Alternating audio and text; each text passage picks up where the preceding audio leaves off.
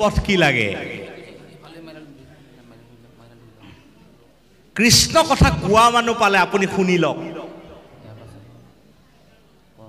কৃষ্ণ কথা শুনা মানুহ পাইছে আপুনি ক'বলৈ আৰম্ভ কৰক এটা কোৱা মানুহ নাই আপুনি শুনিব কেনেকৈ শুনা মানুহ নাই আপুনি ক'ব কেনেকৈ তেতিয়াও আপোনাৰ কাৰণে এটা উপায় ভাগৱতে সিদ্ধান্ত দিছে একলেও স্মৰে যিটো হৰি নাম অকলে আপুনি স্মৰণ কৰক স্মৰণ ভক্তি এটা দিন আহিব আপুনি কাণেৰে নুশুনে এটা দিন আহিব আপুনি কীৰ্তন কৰিব নোৱাৰিব তেতিয়া আপোনাৰ স্মৰণৰ পৰা আপুনি আপোনাৰ নামৰ লগত আপুনি আপোনাক সংযুক্ত কৰিব লাগিব স্মৰণত নাম গতিকে কৈছে কহন্তা থাকিলে আপুনি শুনক শুনন্তা থাকিলে কৃষ্ণৰ কথা কীৰ্তন কৰক কহন্তাও নাই শুনন্তাও নাই অকলে আছে একলেও আপুনি কৃষ্ণ নামটো স্মৰণ কৰক পাৰিলেতো কওকে আৰু কৃষ্ণ বুলি বৰগীতত কৈছে নহয় বুলিতে এক শুনিতে শতনিতৰে এজনে বুলিলে হ'ল শতজন সহস্ৰজন শুনি তৰি যায় কৃষ্ণ নামটোৰ পৰা আপুনি স্মৰণ কৰক এই স্মৰণ যাতে সুলভ হয় স্মৰণ আকৌ দুটা এটা সুলভ আৰু এটা দুৰ্লভ যদি স্মৰণটো সুলভ হ'ব লাগে সহজ হ'ব লাগে তাৰ কাৰণে আকৌ মহাপুৰুষে কৈছে অভ্যাস আপুনি অভ্যাস কৰিব লাগিব এই ভক্তি বিদ্যা অভ্যাস কৰিবৰ কাৰণে এখন বিশ্ববিদ্যালয় মহাপুৰুষ শ্ৰীমন্ত শংকৰ গুৰুজনে প্ৰতিষ্ঠা কৰি থৈ গ'লে নামঘৰ আচলতে আধ্যাত্মিক বিশ্ববিদ্যালয় পাৰমাৰ্থিক বিশ্ববিদ্যালয় ইহকাল আৰু পৰকালৰ বিশ্ববিদ্যালয় এই জীৱন পৰজীৱন অনন্ত জনমৰ কাৰণে যি শিক্ষা লাগে সাধনা লাগে এইখন বিশ্ববিদ্যালয়ত মহাপুৰুষ গুৰুজনে প্ৰতিষ্ঠা কৰি থৈ গৈছে আমি যত্ন কৰিব লাগিব গতিকে বাপ বান্ধৱ আইসকল আহক আমি যতেই যেতিয়া সুবিধা পাওঁ কৃষ্ণ কথা কীৰ্তন কৰোঁ যতেই সুবিধা পাওঁ সুবিধা গ্ৰহণ কৰি কৃষ্ণ কথা শ্ৰৱণ কৰোঁ আৰু সেইকণ সুবিধাও যদি কেতিয়াবা কৰবাত নাপাওঁ অকলে থাকিলেও মনেৰে বুদ্ধিৰে ভাৱনাৰে সৈতে কৃষ্ণ স্মৰণত আমি আমাৰ জীৱনটোক অতিবাহিত কৰোঁ বা উদযাপন কৰিবৰ কাৰণে যত্ন কৰোঁ আৰু এনেকৈ যত্ন কৰোঁতে আমি ঈশ্বৰ কৃষ্ণৰ এজন একান্ত ভক্ত ঈশ্বৰৰ এজন পৰম প্ৰেমৰ পাত্ৰলৈ আমি ৰূপান্তৰ হ'ব পাৰিম এই যে ৰাস আপোনালোকৰ ইয়াত পাতেনে নাই বাৰু ৰাস মানে কি ৰাস অন্য একো নহয় ৰাস হ'ল ভক্ত আৰু ভগৱানৰ এটা সম্পৰ্ক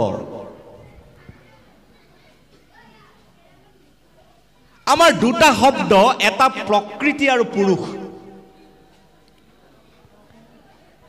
পাইছে নহয় আপোনালোকে প্ৰকৃতি পুৰুষ দুই নিয়ন্তা মাধৱ আমাৰ মানুহবিলাকেও কয় নহয় বোলে প্ৰকৃতি পুৰুষ হয় বা একমতি কয় নহয় মহাপুৰুষে কৈছে প্ৰকৃতি মানে মহিলা বা নাৰী নহয় হয় আভিধানিক অৰ্থ পুৰুষ মানে মেল নহয় আচলতে এই সংসাৰত পুৰুষ কেৱল এজনে আছে তেওঁ হ'ল ভগৱন্ত কৃষ্ণ সেইকাৰণে পৰম পুৰুষ পুৰাতন পাপী পাৱন ঈশ্বৰ দেৱ ব্ৰহ্মা ৰুদ্ৰ আদি দিকপাল যাক কৰত নিত্য হেব হয়নে পুৰুষ এজনেই আৰু বাকি আমি সব প্ৰকৃতি জীৱবিলাক সব প্ৰকৃতি এই পুৰুষ পৰম পুৰুষ ভগৱন্ত কৃষ্ণ আৰু প্ৰকৃতি স্বৰূপ ভক্তৰ লগত যেটো সম্বন্ধ সেই সম্বন্ধটোৱে হৈছে প্ৰকৃত অৰ্থত ৰাস বা ভক্তি। আৰু সেই ৰাসৰ মাধ্যমে হ'ল শ্ৰৱণ, কীৰ্তন, স্মৰণ, বন্দন, দাস্য, সখিত্ব, আত্মনিবেদন, পদসেৱন, আত্মনিবেদন, এইবোৰ হ'ল মাধ্যম। গতিকে সেই মাধ্যমত আমি নিজক অৱগাহন কৰি আমি আমাৰ জীৱন আৰু জন্ম সাৰ্থক কৰিবৰ কাৰণে আমি যত্ন কৰিব লাগে। বিশেষভাৱে মই ইয়াত আজি যথেষ্ট সংখ্যক ডেকা বন্ধুক মই দেখা পাইছোঁ। এইটো কিন্তু বৰ শুভ লক্ষণ। বহুবোৰ অনুষ্ঠানত ডেকাসকলক লগ পোৱা নাযায়। ডেকাসকলক লগ পাবলৈ বিহু সন্মিলনৰ কেতিয়াবা সাংস্কৃতিক সন্ধিয়া বা বেলেগ বেলেগ কাৰ্যসূচীলৈ যাব লগা হয় কিছু কথা ক'বলৈ। বহু অনুষ্ঠানত ডেকা বন্ধুৱে এনেকৈ গোট নাখায়। কাৰণ আজি ইয়াত ভাল লাগিছে, ডেকাসকল, আমাৰ জীয়ৰী বোৱাৰীসকল, শিশুসকল ইয়াত আজি সমবেত হৈছে। মহাপুৰুষ মাধৱদেৱে আমাৰ তিনিওটা চামৰ কাৰণে তিনিটা কাম ঠিক কৰি দিছে। সেই কথাকেইটাৰে মই ভাগৱত সামৰণি মাৰিম। ইতিমধ্যে অধ্যায় পঢ়িলোঁ। শিশুৰ কাৰণে কৈছে আশা, যুৱকৰ কাৰণে সেৱা আৰু বৃদ্ধৰ কাৰণে বিৰক্তি। নামঘোষাই খুটি মাৰি দিছে।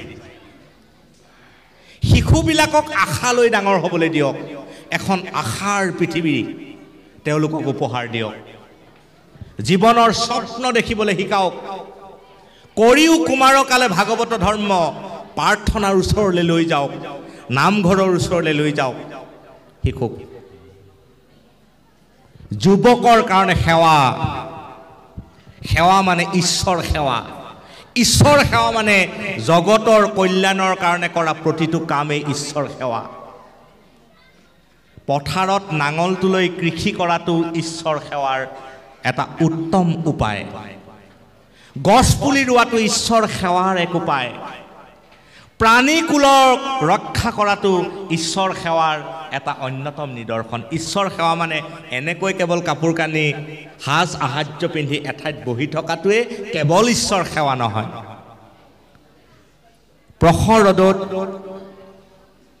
গাইজনীক অকণমান পানী খোৱাটো, ৰছীডাল অকণমান ছাঁ ঠাইলৈ নি দিয়াটো এটা ঈশ্বৰ সেৱা। জগতৰ প্ৰতিটো সত্য কৰ্ম, শুদ্ধ কৰ্ম, সংস্কৃতিবান কৰ্ম, অহিংসা কৰ্ম ঈশ্বৰ কৰ্মৰ অংশ। আৰু বৃদ্ধসকলক কৈছে তোমালোক বিৰক্তিতে ৰৈ দিয়া। বিৰক্তি মানে অনাসক্তি, বৈৰাগ্য। যিমান পালেও মানুহ কেতিয়াও সন্তুষ্ট নহয়। পৃথিৱীৰ আটাইতকৈ ওখ ঘৰত থকা মানুহজনেও তেওঁৰ আত্মকথাত লিখিছে, মই ৰাতি শুওঁ 3 ঘণ্টা, স্লিপিং টেবলেট খাওঁ 3টা। পৃথিৱীৰ আটাইতকৈ ওখ ঘৰটোৱেও মানুহজনক 3 ঘণ্টাৰ কাৰণে অকণমান টোপনি আনি দিব পৰা নাই। শান্তি, প্ৰকৃত শান্তি, প্ৰকৃত সমৃদ্ধি বস্তুবাদত নাই। প্ৰকৃত শান্তি, প্ৰকৃত সমৃদ্ধি আছে ভক্তিবাদত। সেইকাৰণে মহাপুৰুষ মাধৱদেৱে নামঘোষাত কৈছে, অসহ্য ভোগৰ মদে মত্ত হুইয়া ঈশ্বৰত পৰাংমুখ বইলা যিটো জন। অসহ্য ভোগত মদমত্ত হৈ যিসকলে ঈশ্বৰক পাহৰি যায়, তেওঁলোকৰ অৱস্থাটো কৈছে যেন জীৰ্ণ গাই সেইটো। এজনী লেৰেলা গাই যেতিয়া বোকাত পৰে, তাৰ পৰা যেনেকৈ তাই উঠিব নোৱাৰা অৱস্থা হয়, সেই ব্যক্তিজনৰ অৱস্থা তেনেকুৱা হয়। গতিকে ভোগবাদে যাতে আমাক ভক্তিবাদক পাহৰাই নিদিয়ে।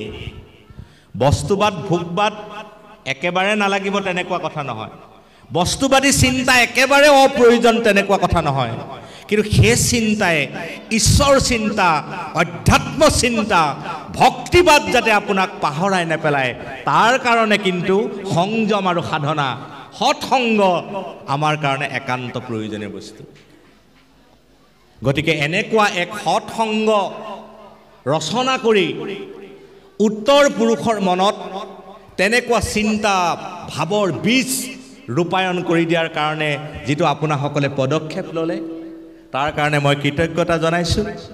ইমান পৰে কৃষ্ণ কথাৰ লগত আপোনাসকলে সহযোগ কৰাৰ কাৰণে মই ধন্যবাদ জ্ঞাপন কৰিছোঁ আৰু আশা কৰিম যে এই চিন্তাবোৰ আপোনালোকৰ মাজতে আবদ্ধ নাৰাখি যিসকল আহিব নোৱাৰিলে ভাল ভাল কথা যদি ইয়াৰ মাজত কিবা আছে আপোনালোকে তেওঁলোকৰ মাজলৈকেও বিতৰণ কৰিব। আকৌ কেতিয়াবা লগ পালে এই কথা আমি আলোচনা কৰিম। আজি খুব ভাল লাগিলে আপোনালোকক এনেকৈ লগ পালোঁ, ভাগৱতক সাক্ষী কৰি আমি কিছু কথা পাতিব পাৰিলোঁ। মই ভাবোঁ এই গাঁওখনৰ এই আয়োজনটোৱে এই গাঁওখনত এটা আধ্যাত্মিক পৰিৱেশ, এটা কৃষ্ণ ভক্তিপূৰ্ণ পৰিৱেশ নিশ্চিতভাৱে ৰূপায়ণ কৰিব। অন্তত 10 বছৰৰ পিছত আপোনালোকে আজিৰ অনুষ্ঠানটোৰ ফল পাব। মই দৃঢ়তাৰে ক'ব পাৰোঁ এই নামঘৰত বহি থকা যুৱকজনৰ আচৰণ আন 100 জনতকৈ ক'ৰবাত বেলেগ হ'ব। ভাগৱতলৈ অহা মানুহজনৰ আচৰণ আৰু ব্যক্তিত্ব আন 1000 জনতকৈ ক'ৰবাত বেলেগ হ'ব।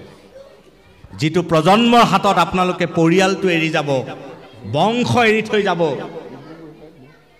সেইসকলক এই কৃষ্ণ কথাৰ লগত যুক্ত কৰাৰ কাৰণে আপোনালোকক ধন্যবাদ আৰু কৃতজ্ঞতা জনাই মই এইখিনি কথাৰে মোৰ ভাগৱত কেন্দ্ৰিক আলোচনা মই সমাপ্তি কৰিছোঁ আৰু সকলোকে সেৱা জনাইছোঁ। পাপে অকণমান দোহাৰি দিব, পাঠ আৰু ব্যাখ্যা শেষ হ'ব। তাৰপিছত ধাৰাবাহিক যি আপোনালোকৰ গতানুগতিক যি পাঠ আছে সেই পাঠ আপোনালোকে আগবঢ়াই নিব। আৰু এইখিনি কথা কীৰ্তন কৰোঁতে আমাৰ নিশ্চয়কৈ বহা টুটা হৈছে, সেইখিনি আপোনালোকে মাৰ্জনা কৰিব। কিছু অলপ গৰমকৈ কথাখিনি কৈছোঁ, ডাঙৰকৈ কৈছোঁ। মহাপুৰুষে কৈছে যে ডাকি ক'ব লাগে, আটাইতকৈ উচ্চ ঊৰ্ধ্ববাহু কৰি কৃষ্ণ কথা ক'ব লাগে বুলি কৈছে। বাকী কথাবোৰ মনে মনে ক'ব লাগে, কাণে কাণে ক'ব লাগে, কিন্তু ঊৰ্ধ্ববাহু কৰি ক'ব লাগে, ডাকি উচ্চ কৰি ক'ব লাগে সংসাৰত কেৱল কৃষ্ণ কথা। সেইকাৰণে কৃষ্ণ কথা অকণমান ডাকি ক'লোঁ, কাৰণ দৃঢ়তাৰে ক'ব লাগে, আত্মবিশ্বাসেৰে ক'ব লাগে, শংকা নোহোৱাকৈ ক'ব লাগে। প্ৰহ্লাদে কৈছে জান যক প্ৰাণ যক, সেই দৃঢ়তাৰে কৃষ্ণ কথা শ্ৰৱণ কৰিব লাগে, কীৰ্তন কৰিব লাগে। সেইকাৰণে ক'লোঁ, তাত যদি কিবা অপৰাধ হৈছে আপোনালোকে মাৰ্জনা কৰিব। আৰু এইখিনি কথাৰেই আমাৰ পাঠ আৰু ব্যাখ্যাৰ যি মোৰ দায়িত্ব আছিল সামৰণি মাৰিলোঁ। মই প্ৰধানভাৱে আমাৰ শিক্ষা বিষয়া আমাৰ শ্ৰদ্ধাৰ দত্তদেৱক গগৈদেৱক আমি ধন্যবাদ জনাইছোঁ। তেখেতে এটা যোগসূত্ৰ স্থাপন কৰি দিলে, যাৰ কাৰণে আজি আপোনালোকৰ দৰ্শন পালোঁ। আয়োজক এই প্ৰাথমিক শাখা আৰু চাৰিওখন গাঁৱৰ নামঘৰৰ ভক্তিপ্ৰাণ ৰাইজলৈও মই মোৰ সেৱা জনাই মই এই অনুষ্ঠান ইমানতে সমাপ্তি হোৱা বুলি ঘোষণা কৰিছোঁ। শেষৰ পদটো আপোনালোকে এবাৰ গাই দিব। অকহন্তা থাকিলে আপুনি শুনয়, শুনন্তা থাকিলে গাৱৈ, একলে উস্মৰে হৰি নাম হেহিকে মুখ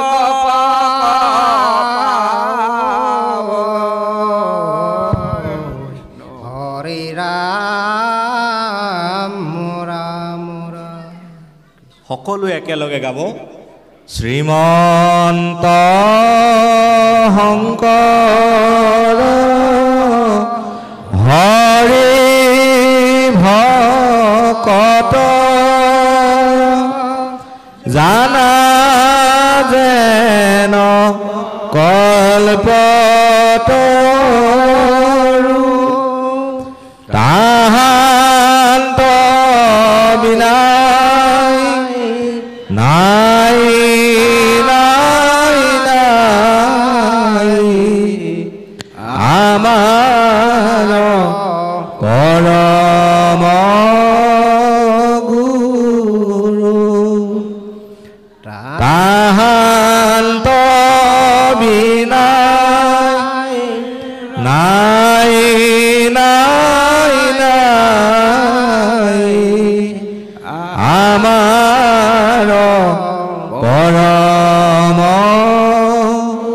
গুৰু কৃষ্ণ হৰি